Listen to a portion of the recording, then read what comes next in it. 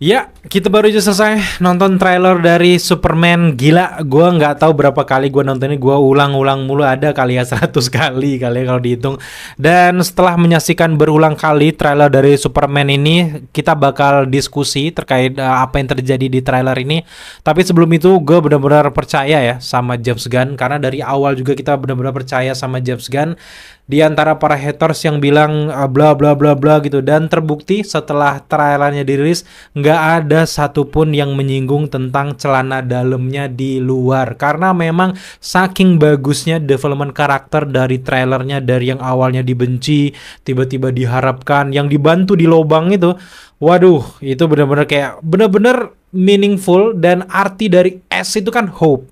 Ini orang benar-benar mengharapkan sosok Superman satu ini. Gue seneng banget pengolahan dari karakter ini, dari yang dark banget sebelumnya, dan sekarang akhirnya kita punya sisi yang berbeda bahwa Superman tuh kayak gini gitu. Jadi buat teman-teman yang nanyain kenapa kok Superman yang ini kok lemah banget ya bang, pasti namanya haters ya. Apa aja pasti ada lah ya di celah-celah kayak gitu. Karena di sini dari awal James Gunn udah bilang bahwa dia pengen Superman tuh yang relate dengan manusia biasa. Dia nggak terlalu kuat, sehingga ini memberikan kesempatan untuk superhero lain untuk membantu. Kalau Superman-nya digambarkan terlalu overpower yang menjadi paradigma selama ini, ya udah nggak butuh superhero yang lainnya gitu. Makanya sini ada Mr. Terrific, Guy Gardner, Green Lantern, ada Hawkgirl, ada beberapa Justice League gang di sini bener-bener dibutuhkan, bukan cuman sekedar pelengkap.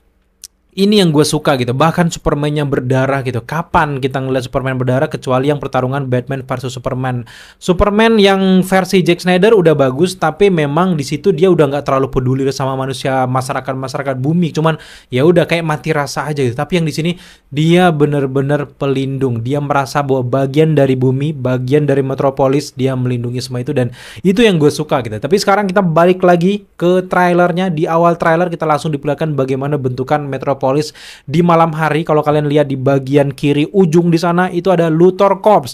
Nah, buat teman-teman yang nanyain, "Bang, kok nggak Les Corps kayak di Zack Snyder?" gitu. Karena ini memang peralihan. Sebelum dia jadi Les Corps itu sebenarnya perusahaan dari Lex Luthor ini adalah Luthor Corps, di mana ini masih dalam naungan ayahnya. Jadi barulah setelah ayahnya udah nggak ngambil kendali lagi, dia mengalih berubah nama menjadi Lex Corps. Dan gue bener-bener acungi 4 jempol untuk Nicholas Hoult sebagai Lex Luthor.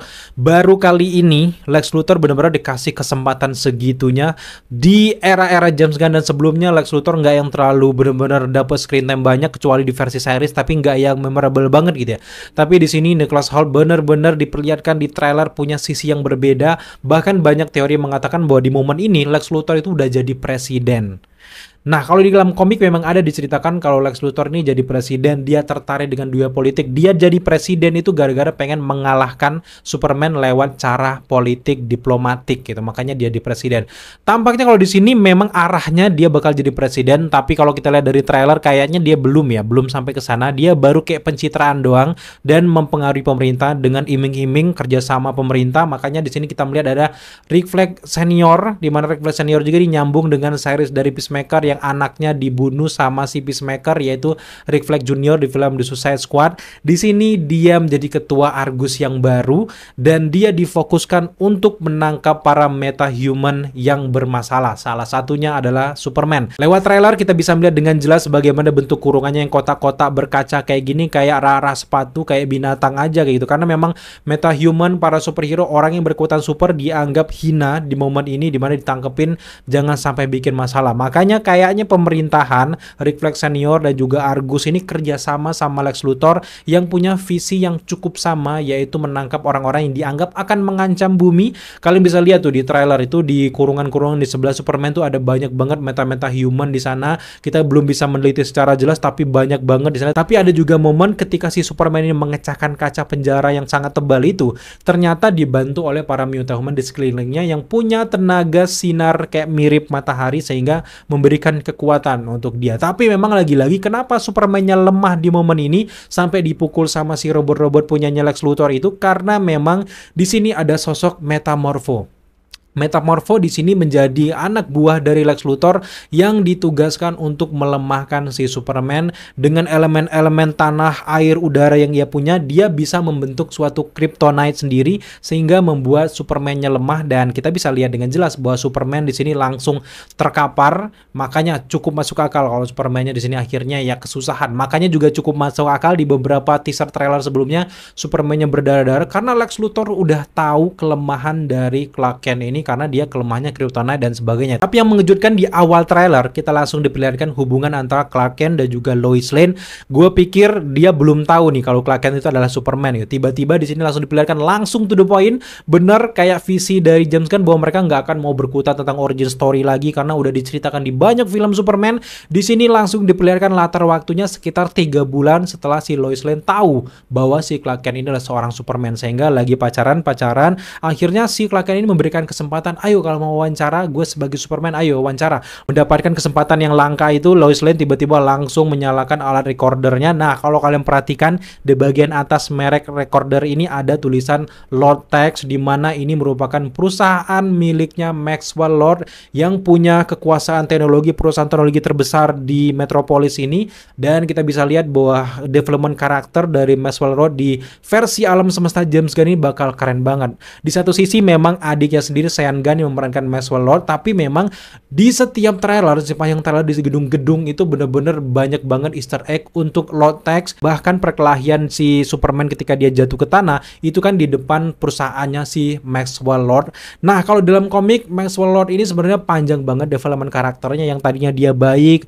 punya misi mulia, tiba-tiba berbalik menjadi jahat dan melawan Superman. Tapi tampaknya di film pertama Superman kita cukup ragu kalau si Maxwell Lord ini bakal jadi jahat karena memang dia yang memimpin si Justice Gang ini. Buat teman-teman yang mungkin kebingungan, loh kok namanya Justice Gang, kenapa nggak Justice League Internasional seperti dalam komiknya? Tampaknya memang arah dari James Gunn ini pengen ngebentuk grup Justice League. Sebelum Justice League namanya adalah Justice Gang, ya mirip-mirip di dalam komiknya. Jadi setelah Superman masuk nantinya baru nanti berubah menjadi Justice League. Baru setelah itu ada Justice League Internasional. Prosesnya panjang banget karena project ini bakal 10 tahunan. Ada banyak banget hal-hal yang kita nantikan nih, kejutan-kejutan yang bakal dibikin sama James Gunn dan juga para pemimpin dari DC, termasuk juga pemimpin dari Warner Bros juga buka lampu hijau dan cukup senang dengan arah dari DC Universe saat ini gitu. Tapi yang mengejutkan juga di sini kita diperlihatkan adegan di mana Lex Luthor bersama dengan The Engineer tiba-tiba masuk ke Fortress of Solitude atau benteng kesunyian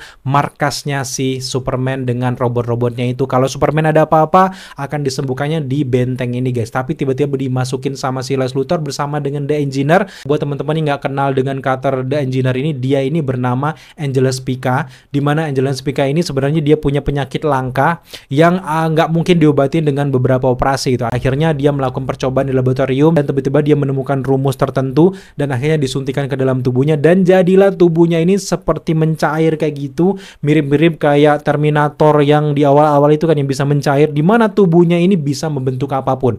Mirip kayak Green Lantern, tapi Green Lantern kan pakai cincin kayak gitu, lentera kayak gitu kan. Tapi kalau The Engineer ini dia lebih ke dalam tubuhnya, bisa dibentuk apapun, dia mau jadi senjata, jadi palu, semuanya bisa jadi senjata, bahkan dia bisa terbang, tubuhnya sangat kuat.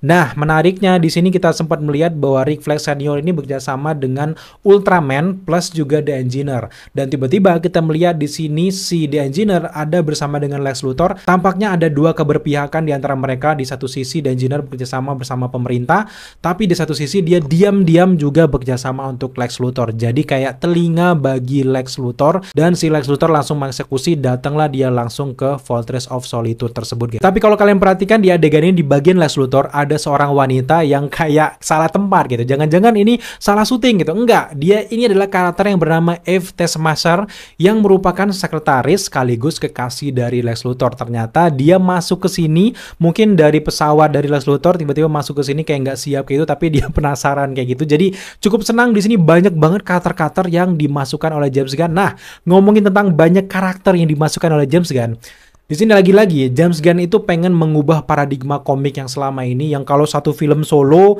misalnya Iron Man, udah nggak ada lagi tuh yang namanya Captain America, diam aja yang semuanya lagi kejadian, fokus ke solo movie. Dia nggak mau kayak gitu, dia mau buat kejadiannya persis dalam komiknya. Ketika ada kejadian heboh di Metropolis, maka Justice Gang juga bakal aware. Ini benar-benar konsep yang cukup baru dan memang memakan biaya yang cukup besar. Tapi di sini kita puas gitu. Kayak dalam komik kan kalau The Flash misalnya ada kejadian aneh, tiba-tiba muncul Arrowverse gitu, muncul lagi yang lainnya, bahkan sempat muncul Supergirl, Superman, kenapa ikut bantu kayak gitu. Kalau di dalam film ya mungkin kebutuhan dari budget dan sebagainya gitu, mereka nggak terlalu bisa realisasikan di sana. Tapi James Gunn sekarang membuktikan bahwa di semua lini ternyata ada superhero-nya. Bahkan Hawkgirl sempat bertarung di luar dari Metropolis di sini, dan kita bisa melihat dengan jelas setiap adegan-adegan di sini semuanya punya porsinya masing-masing. Bahkan di trailer ini juga kita sempat melihat bagaimana kekuatan dari Green Lantern pertama kalinya kita melihat di layar lebar lagi setelah ya kegagalan versi Ryan Reynolds. Dan kalau kita melihat di sini aura dari Guy Gardner, kalau kita lihat juga di versi trailer Peacemaker, dia ini kayaknya superhero yang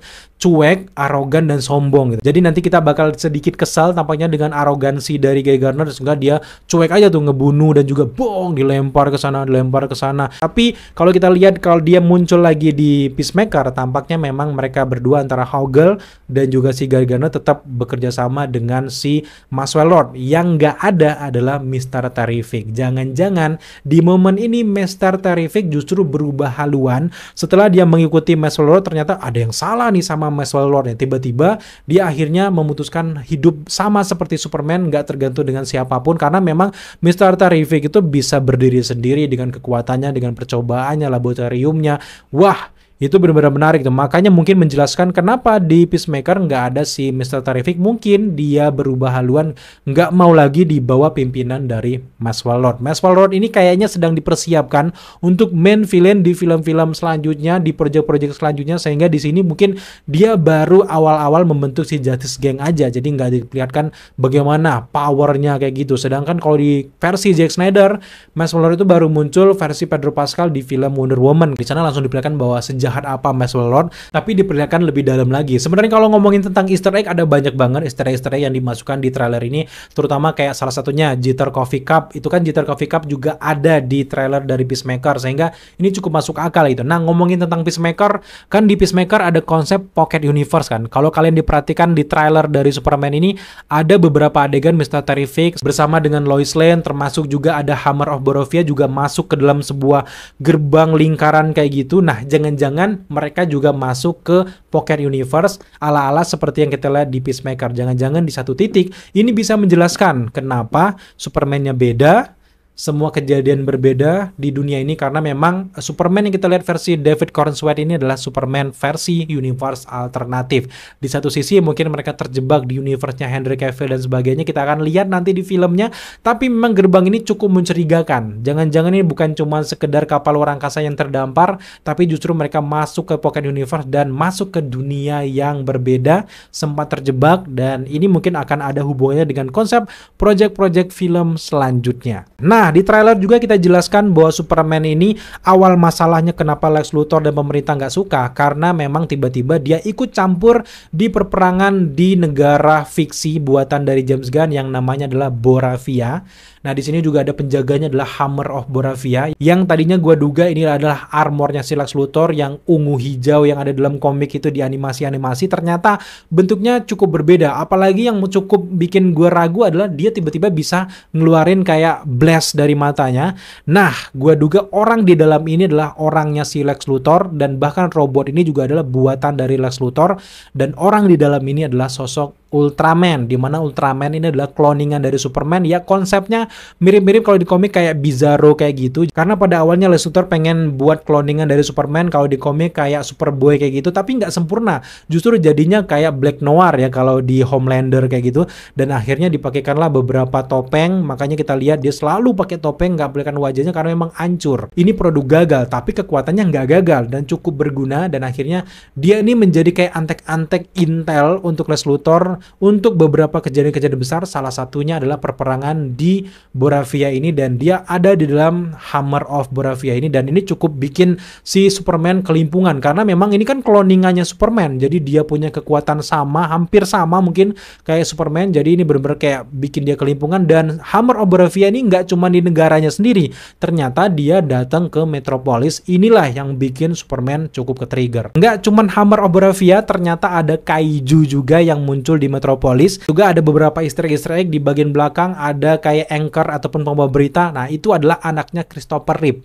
Nah, ini juga sengaja dimasukkan sebagai cameo kayak gitu, dan ini juga kan kebanyakan dari kejadian di film Superman versi James Gunn lebih banyak kiblatnya dengan film versi Christopher Reeve, dan dia benar-benar mengidolakan Christopher Reeve. Jadi jangan salah kalau nanti kejadian-kejadian juga aura dari Superman-nya lebih condong ke sana dibandingkan versi Henry Cavill. Tapi memang seperti yang gue singgung di awal, memang awal dari permusuhan Lex Luthor ini karena memang dia nggak seneng nih. Superman ini bukan seseorang, dia ini kan alien kok malah diagung-agungkan oleh banyak orang, sehingga dia membentuk citra buruk dari Superman, termasuk juga pas Superman masuk ke negara orang lain, masuk ke negara asing, dimana kejadian ini sebenarnya kalau mau bercondong dalam komiknya juga mirip dengan komik Superman seri 1 tahun 1939, dimana Superman juga masuk ke negara asing untuk menyelamatkan warga sipil. Sekaligus juga ini menjelaskan bahwa kalau di Marvel kan kebanyakan kenapa selalu New York nih yang diserang, kan itu kan selalu jadi pertanyaan sekarang. New York, Indonesia kapan nih diserang?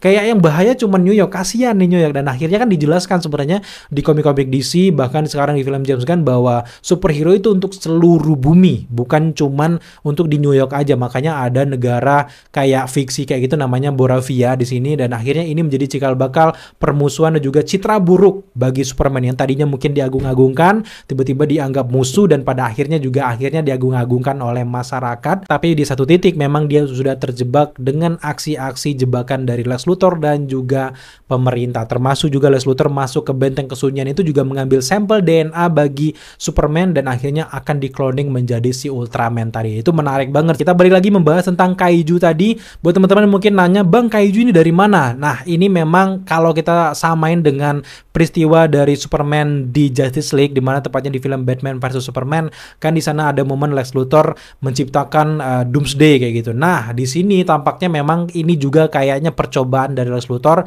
yang bisa melahirkan kaiju-kaiju kayak gini, dan ini adalah kiriman dan juga ulah dari Lex Luthor yang keluar dari laboratoriumnya. Di film Superman ini bakal banyak banget karakter-karakter yang bermunculan, karena memang lagi-lagi James Gunn pengen membentuknya sama seperti kejadian komik, karena semuanya akan terlibat di sini. Sebelumnya kan kita lihat bahwa ada banyak banget metahuman yang ada di Phantom Zone, tangkapan pemerintah dan juga Lex Luthor. Teori kita adalah di satu momen ketika Superman ini nggak terkalahkan, Lex Luthor juga pemerintah akhirnya memerintahkan beberapa tahanan-tahanan ini, siapa yang sanggup mengalahkan Superman nanti akan bebas gitu. Salah satunya adalah yang kita lihat di langit di seberang apartemen dari si Clark Kent ini. Kalau kita cocokkan ya di dalam komiknya dengan beberapa teori-teori yang sempat muncul, jangan-jangan dari bentuk kekuatannya ini terlalu mirip dengan karakter yang bernama Solaris the Tyrant Sun.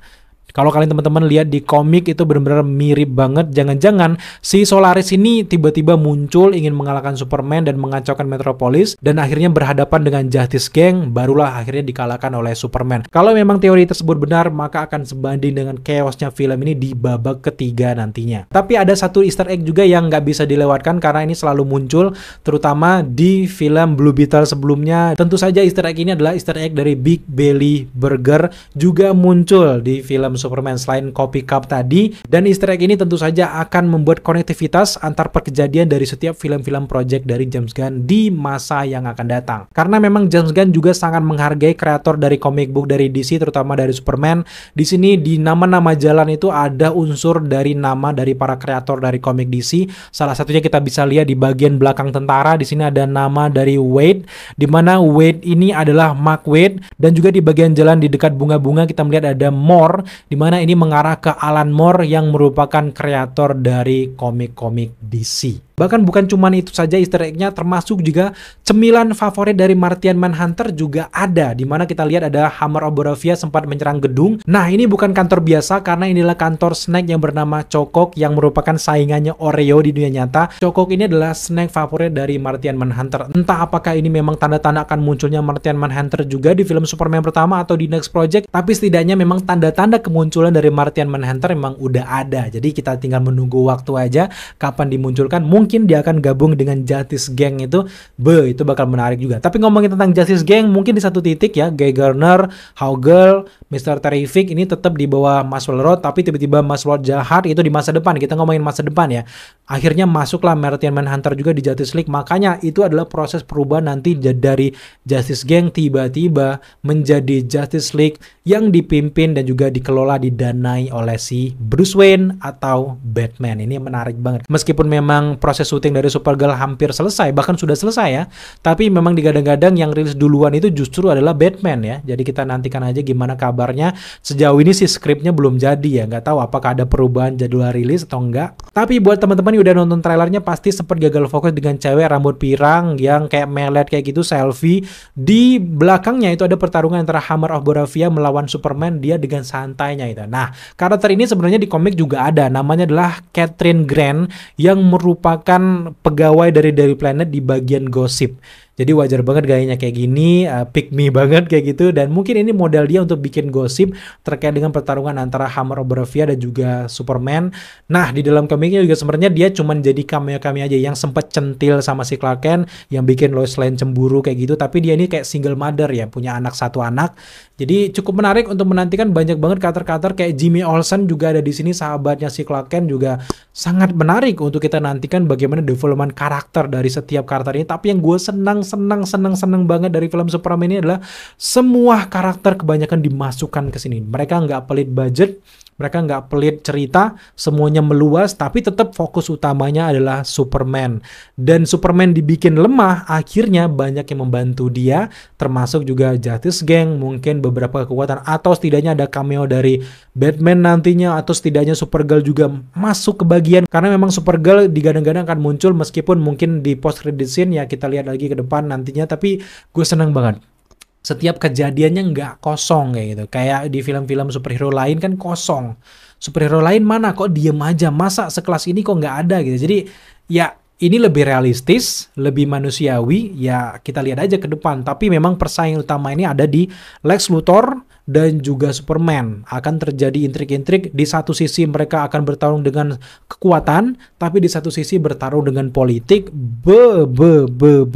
Itu menarik banget gitu. Menarik banget. Dan kayaknya sejauh ini hanya itu saja beberapa detail-detail yang bisa kita temukan dari trailer dari Superman. Kalau kalian punya beberapa easter egg yang mungkin kelewat dari pembahasan kita, silahkan tambahkan di kolom komentar di bawah. Atau kalian punya teori menarik, tambahkan di kolom komentar di bawah. Dan ke depan kita akan banyak teori-teori menarik terkait dengan Superman dan juga masa depan dari DC Universe. Jadi kita cicil aja per video gitu. Jadi ini bisa jadi teman kalian kerja, teman kalian di jalan, teman kalian rebahan, tiduran. Jadi kita akan selalu hadir untuk teman-teman setiap harinya. Jadi buat teman-teman yang datang ke video ini tapi belum subscribe, masih ogah-ogahan, subscribe nggak ya? Subscribe nggak? Sayang dong. Sayang, karena kita akan sering dadakan, bahkan malam tadi kita upload jam 11 malam loh, karena ada informasi terbaru gitu, trailer terbaru dari Ironheart dan sebagainya. Karena kita sering banget dadakan kayak gitu, pastikan kalian subscribe, nyalakan tombol notifikasi, jangan lupa untuk like, komen, dan share. So, sampai jumpa di video-video update selanjutnya.